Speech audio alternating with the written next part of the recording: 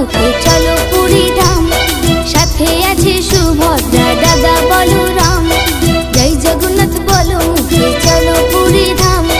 সাথে আছে সুভদ্রা দাদা বলরাম। রথযাত্রা শুভ